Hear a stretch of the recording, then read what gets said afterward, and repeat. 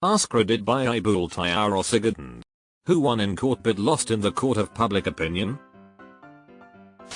Jennifer Connell was called the worst aunt ever and the aunt from hell for suing her nephew.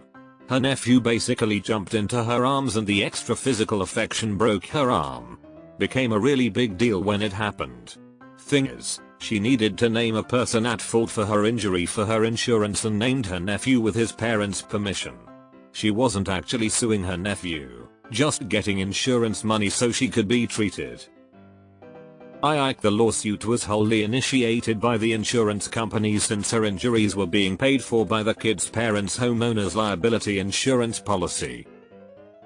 That's a pretty normal thing, but the media got wind and all hell broke loose. This woman just wanted her medical bills paid. Richard Jewell, the man falsely accused of the Centennial Olympic Park bombings in Atlanta in 1996. He was a security guard and saved dozens of lives by spotting the bomb and clearing spectators. The FBI noted him as a person of interest, and his name was dragged through the mud by local and national media. While the FBI stopped investigating Jewell by October of that year, it wasn't until a couple of years later that his name was truly cleared when Eric Rudolph, the actual bomber, was caught. Jewell sued a number of media outlets and settled with a few of them for an undisclosed amount. No good deed goes unpunished. That case in Mexico where a rapist was acquitted of rape because he didn't enjoy it, I guess the rapist's dad being a top cartel honcho had nothing to do with it then. The dingo took my baby woman. Which turned out to be true as well. Lindy Chamberlain. The City of New London in Callow v City of New London. The city was using the eminent domain to remove a nice lady from her home to build shopping complex. Made its way to the Supreme Court and a 5-vote for decision won and Callow lost her home to provide economic opportunities.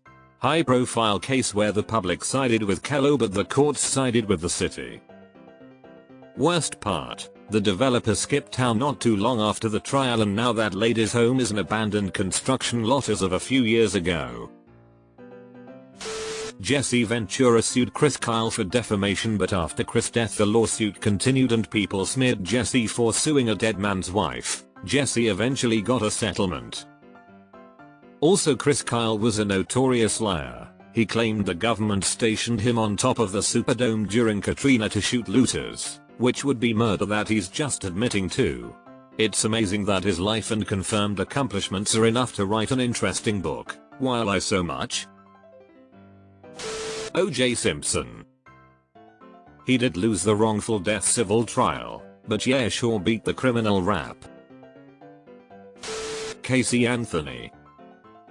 I still get so effing infuriated to this day everyone failed that poor baby. Bill Cosby. I literally forget sometimes that his conviction was overturned and vacated. Till he isn't still in prison and that his conviction was overturned. Had no idea. Mason Greenwood 19-year-old raped his girlfriend and audio of it was leaked. After 18 months, the case was dropped and he was shipped off to play for a Spanish club. The audio is bad too, really bad. Her parents also pressured her afterwards to let it go and refused to be a witness if it went to court. She's expecting his kid now I believe. Really sad case. OJ and Amp, Casey Anthony, debatably Carla Homolka too cause she got a ridiculously light sentence. KH made a plea deal to put Bernardo away for life before they knew the extent of her involvement. She never should have been allowed out.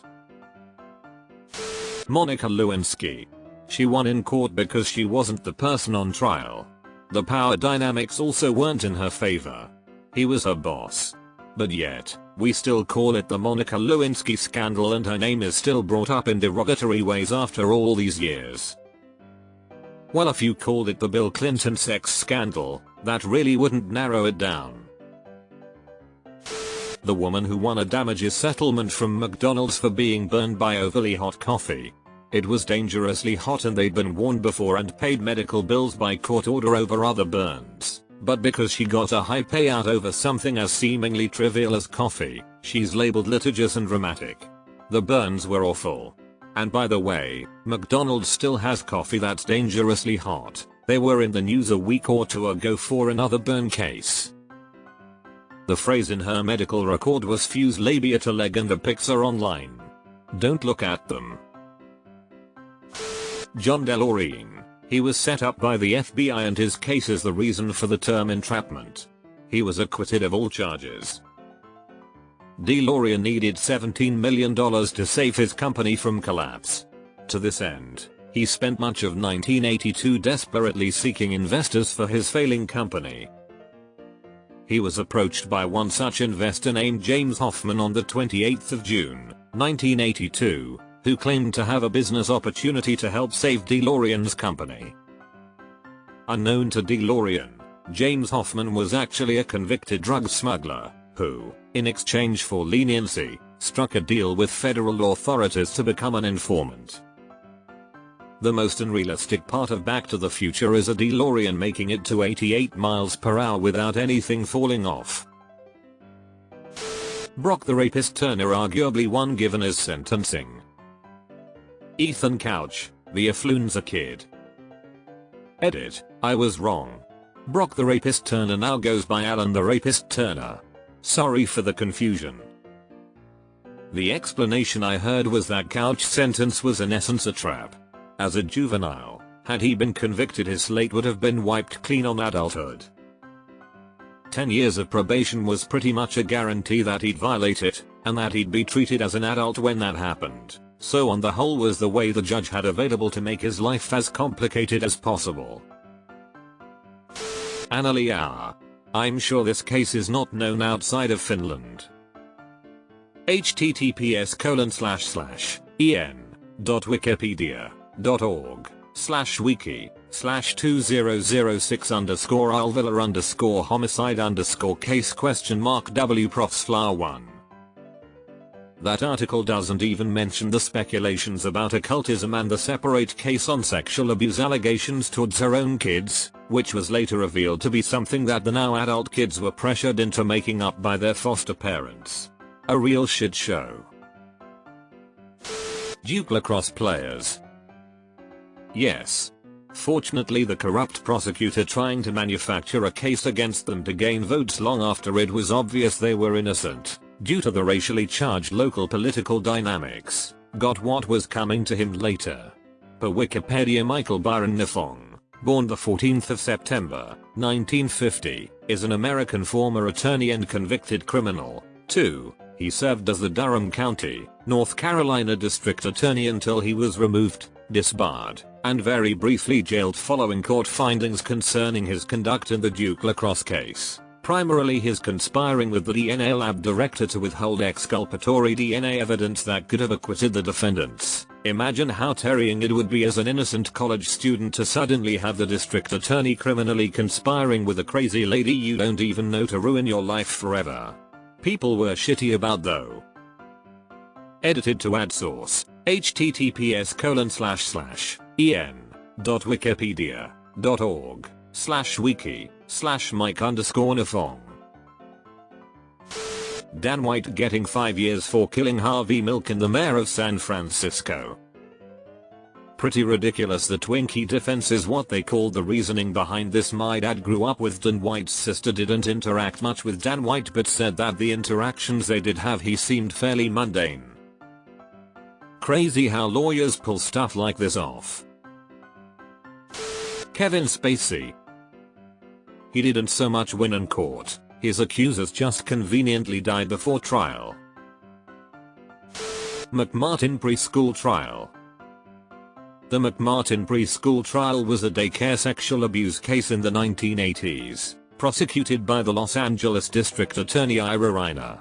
Members of the McMartin family, who operated a preschool in Manhattan Beach, California, were charged with hundreds of acts of sexual abuse of children in their care. Accusations were made in 1983, nevertheless arrests and a pre-trial investigation took place from 1984 to 1987, and trials ran from 1987 to 1990. The case lasted 7 years but resulted in no convictions, and all charges were dropped in 1990. https://en.m.wikipedia.org/wiki/mc_martin_preschool_trial. Philip Brailsford, the cop that killed Daniel Shaver. https://en.m.wikipedia.org/wiki/shooting_of_Daniel_Shaver . The video of that left me sick to my stomach. The man was carelessly shot to death. Cop was tried for second-degree murder, acquitted of all charges, and was hired back to the police force just long enough to earn his pension. That video still haunts me. Even now, just thinking about the audio of the cop power tripping while screaming contradictory commands, and Shaver crying that he doesn't want to die makes me physically nauseous and feel like I want to cry. Definitely one of those police murder videos where I put myself in Daniel's position, and know damn well I would have died too if that had been me. The state of Tennessee actually won the infamous monkey trial. https://en.wikipedia.org/wiki/scopes_trial where a local teacher was prosecuted for teaching evolution. But if anyone has heard of it today, it's generally presented as a bunch of bullying fundamentalists trying vainly to stamp out ideas they didn't like. There was so much weird about the trial. The teacher didn't even believe in evolution. He was a substitute who agreed to take part in the trial for money. It's mixed for sure, but Michael Jackson went to court twice and was found not guilty, but he'll always be the butt of child molester or pedophile jokes. He only made it to court once. The civil suits were settled out of court, and the first criminal case fell apart because the witness stopped cooperating. David Goodwill raped a woman, not pursued due to insufficient evidence. Civil case convicted him, but couldn't put him on a sex register. Ordered to pay victim, then declared bankruptcy. Can't get a game anywhere in the world. He tried to go to Australia and got hounded out. Lizzie Borden. The cops in her case were literally chastised for how terribly they did in the search. Her own statements were contradictory, and she was caught burning a dress because there was paint on it, and it was ruined. She was acquitted, but most people still think she did it. There's even a nursery rhyme about her murdering her stepmother and dad. I'm here to predict Lizzo wins in court, but her image will never be the same, if she can win back the public opinion at all. That's a good call, cause her public opinion has definitely shifted. I used to think she was such a positive, good-natured person, and it was so sad to hear how people were treated on tour. Stella Lee Beck from the McDonald's coffee case. She won her case, but she became the face of frivolous lawsuits after McDonald's campaigned to discredit her. McDonald's policy was to serve coffee so hot that it could cause third-degree burns within seconds of contact with skin, simply to discourage customers from getting refills.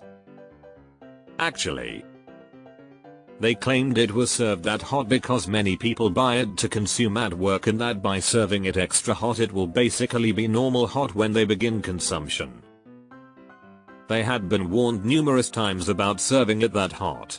I worked at McKeedy's when this all went down, and basically nobody in the store had any question to the validity of the claim because we knew it was way too effing hot. The first acquittal of the cops who beat Rudniking. That was some preposterous bullshit. Lizzie Borden. After going on the tour of the house, I'm convinced the sister and uncle planned it together, and Lizzie was the perfect fall girl. O.J. Simpson. In 1995, Simpson was acquitted of the murders of his ex-wife, Nicole Brown Simpson, and her friend, Ron Goldman. However, many people believed that Simpson was guilty, and he was widely ostracized after the trial. That one McDonald's lady who sued because of how hot her coffee was. She was absolutely in the right because the coffee gave her third-degree burns, But McDonald's managed to twist the story so most people thought she was insane. The lady who chopped her partner's penis off. But if you read more into it, she was actually treated awfully and was subject to so much abuse. Meg the Stallion. I can't believe people still think she is in the wrong after all this time. The guy who killed Emmett Till.